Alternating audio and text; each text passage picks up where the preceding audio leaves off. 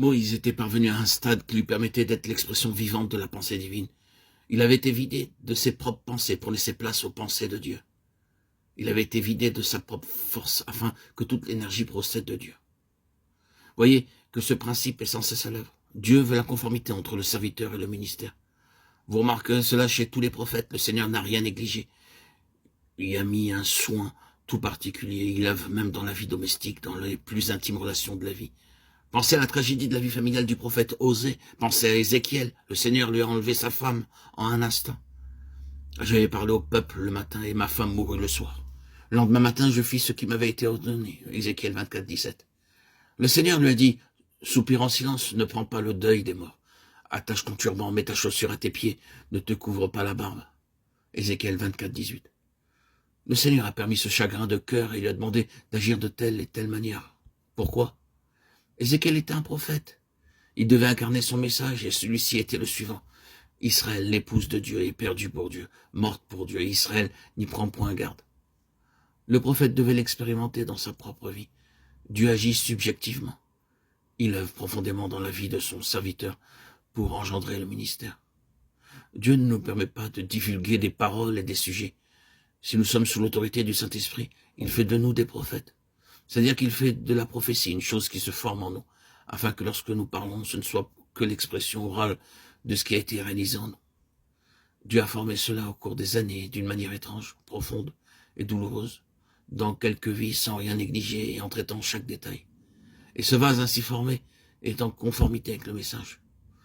Les gens ne viendront pas entendre ce que vous avez à enseigner. Ils verront ce que vous êtes, ce qui a été constitué en vous par Dieu. Quel grand prix doit payer l'instrument prophétique.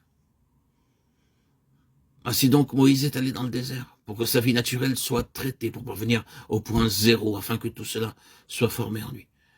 Dieu a-t-il été justifié dans la vie de Moïse? Car après tout, c'était une question de ressources spirituelles pour le ministère futur. Oh, les tensions qui devaient s'exercer contre cette vie. Moïse a été souvent brisé. Parfois, il a presque succombé face à l'opposition. Je ne puis pas, à moi seul, porter tout ce peuple, car il est trop pesant pour moi. Nombre 11, 14. Quelles étaient ces ressources? Si elles avaient été les anciennes ressources de l'Égypte, il n'aurait pas pu résister une seule année. En Égypte, il ne pouvait pas même supporter la provocation, il devait se lever et répliquer. Il avait été brisé moralement et spirituellement par ce petit courant qui s'était manifesté 40 années auparavant. Que pouvait-il faire avec ces rebelles? Combien de temps pourrait-il les supporter encore? Une force divine l'avait saisi, seule une chose formée en lui pouvait l'aider à aller de l'avant et tenir ferme contre le courant qui s'opposait à la pleine pensée de Dieu. À notre rencontre, la tension peut aussi être très forte. Souvent, une forte tentation se manifeste. Laisse faire un peu, fais quelques concessions, ne sois pas si absolu, tu auras beaucoup plus de portes ouvertes. Si seulement tu es un peu plus large, tu auras plus de succès, si tu t'en perds un peu. Qu'est-ce qui vous délivrera alors à l'heure de la tentation? La seule chose, c'est ce que Dieu aura fait en vous. Cela fait partie de votre être intérieur. Ce n'est pas une chose que vous pouvez renier, elle est en vous, faisant corps avec vous. Dieu savait ce qu'il avait fait en Moïse. Cette chose était tellement devenue une avec l'homme qu'il n'y avait aucune division. L'homme était ce qu'était le ministère prophétique.